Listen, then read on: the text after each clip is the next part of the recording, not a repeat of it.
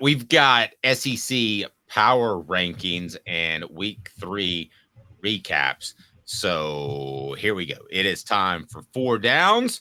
Four Downs is right now, and it's brought to you by Herald Group Security Solutions. Here we go. Four Downs. Four downs. Four questions. Four answers. The Dave Hooker Show. Four Downs. A presentation of offthehooksports.com. All right. So we're going to get to some SEC Power Rankings. Where do the Vols fit as they drop all the way to 23?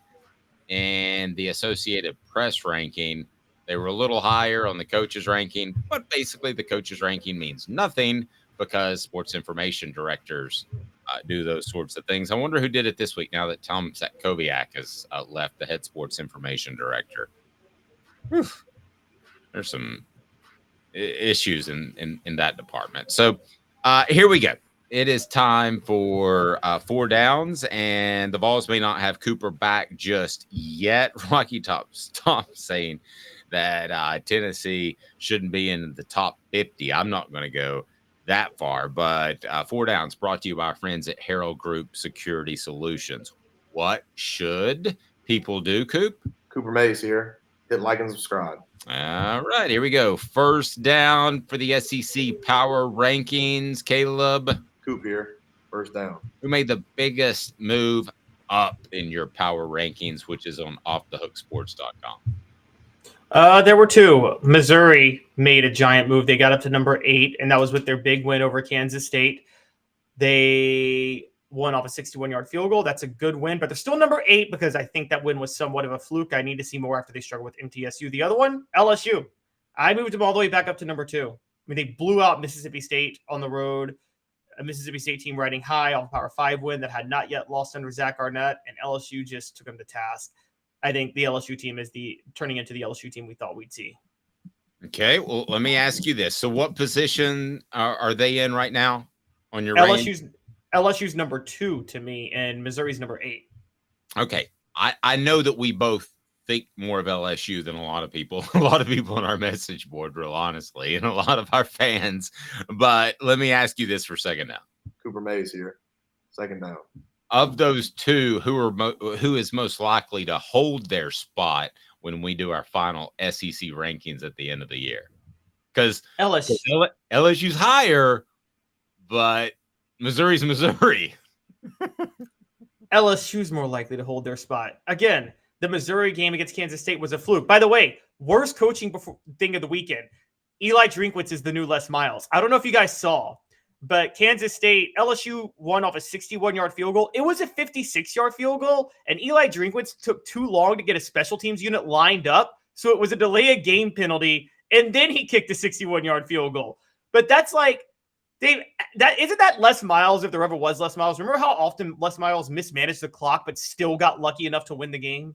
Like, that was Eli Drinkwitz. Yeah, I think it's LSU. I think LSU has a greater opportunity to be second or better in the SEC final power rankings than Missouri has an opportunity to be in the top 10 of the final SEC power rankings. So I agree with you. Coop, what down now, sir? Tennessee center Cooper Mays here.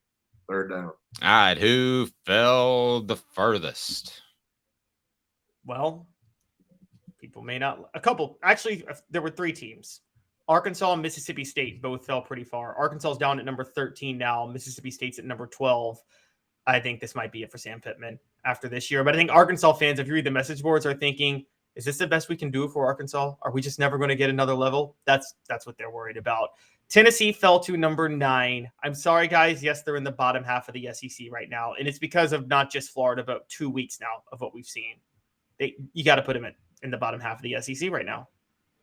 All right. So I want to go to power rankings, and I'm going to give you the one team that I think is the furthest from where they will finish. And what down is that, Coop? All SEC center Cooper Mays here. Fourth down. Okay. Well, I think it's Tennessee at 9. And I'm not just playing to the crowd. I think they'll end up being considered a top 3 team by the end of the year. I think a lot of things were exposed against Florida that they will address. The schedule is not incredibly taxing. Alabama still looks like a possible win, even though it's at Tuscaloosa, because they got quarterback issues. Georgia is playing down to their opponent, and that's at home. So at the end of the day, I think that Tennessee is the one that will move the most by the end of the year, and I think they'll be in the top 3. So it's your list. Let me ask you, who's the team that will move the most? I actually agree with you about Tennessee, but I'm going to go Texas A&M in the other way. I think by the end of the year, Texas A&M is going to be at number 13, and I got them at number 6 right now. Okay, great stuff. Let me run down the entire SEC before we get to our weekend recap and how that affects the Vols. All right, so number 14 is Vanderbilt. No shock there. Number 13 is Arkansas. Number 12 is Mississippi State. South Carolina holds firm at 11. Now, maybe my most unfair one is Kentucky at number 10. Kentucky is one of the 5 undefeated teams left, but I'm not giving them credit for blowing out Akron when they struggled with a Division II school the week before. Tennessee's number 9. Missouri's number 8. Florida's moved up to number 7. Texas A&M's number 6. Now, here's the hot take one, because we didn't mention it, but I've got Alabama at number 5. And I know they're 2-1. I don't think they should be favored by as much over Ole Miss this week. Dave, I listened to Josh Pate last night, and he brought up a point, and I want to know your thoughts. Seems like the team was very upset that Jalen Moore was benched, and they just didn't want to go all out for Nick Saban on that. Guys, I'm telling you right now, listen to me say this. The same thing could happen with Tennessee. I'm not saying that you don't bench a guy because he's likable. Last I checked, NFL scouting reports don't have a likable entry. But I am telling you, Joe Milton is an absolute team favorite, which is one of the reasons they are not going to make a change barring injury or suspension. Very similar. I think Jalen Milroe was a popular player, and I'm going to make some phone calls about that now that you tipped me off on that. I think that's a great point, and I think he paid his dues, and I think players care about that stuff, probably more than fans want them to. These are not moving parts. These are people. If they made any sort of change with Joe Milton, Caleb, I want your take on this. It would have a negative effect on team chemistry. I'm not saying they couldn't overcome it and win a national championship, but it would have a negative effect on team chemistry. Portions of the program brought to you by the premier hemp dispensary online. That's the Hemp House, a wide variety, great selection, and strict standards to ensure you only receive the best in CBD or Delta products. Hemp House Chat, hemphousechat.com. That's right below. Use the promo code HOOK for 10% off. We were going to say 50% off every time Tennessee wins on the Big Orange Crunch, but we can't do that this week, but we will the following week. Hemp House Chat, support our sponsors. I greatly appreciate it. Fine products. And Caleb, if you're Josh Heupel, how much do you factor in the fact that if you did anything with Joe Milton, that there's going to be backlash in team chemistry? Because I can promise you from the people I talked to within that program, there would be. I'm not saying anybody revolt, but it would be a factor. It'd be a huge factor. And we know this happened because we know 2005 when Rick Clausen, Philip Fulmer, people wonder when that team unraveled. That team unraveled before the season started because I think Philip Fulmer lost the team the minute he named Derek Gaines the starter first.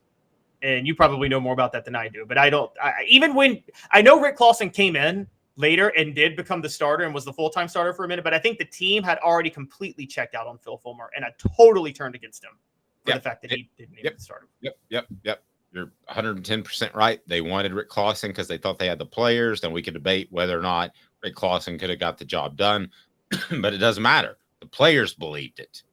The same way the players love Joe Milton. So it doesn't matter if they're better off with Nico. The players believe Rick Clausen was the guy, and somewhat of a similarity, but not really because Nico's uber talented. Philip Fulmer looked at Eric Ainge and he saw the shiny sports car, and he was essentially the race car driver. So finish out our rankings.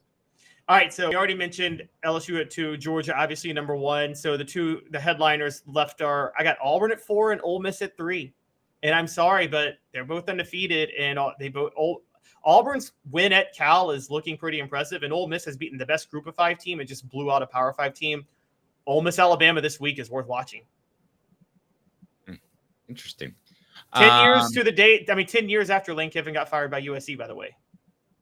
It was that, and there was a really good article that I sent you about how he has changed his life, and he holds devotionals before every team meeting. I know we all think I think that's fake.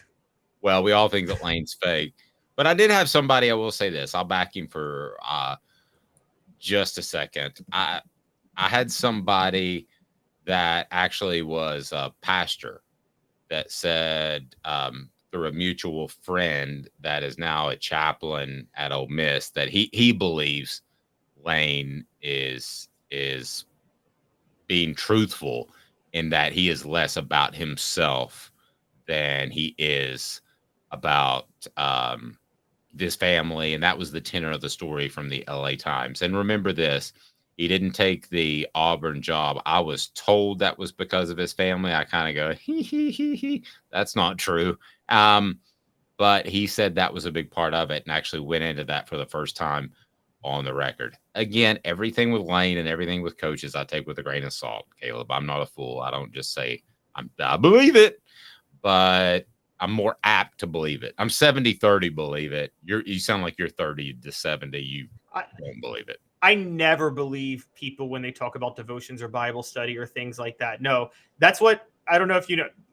Guys, go Google the Tyler Summit situation with what forced him to step down as head coach. He says he and his new wife, do Bible study every day. I'm like, okay, nice cover for breaking up a family and having the most inappropriate relationship in the history of college athletics.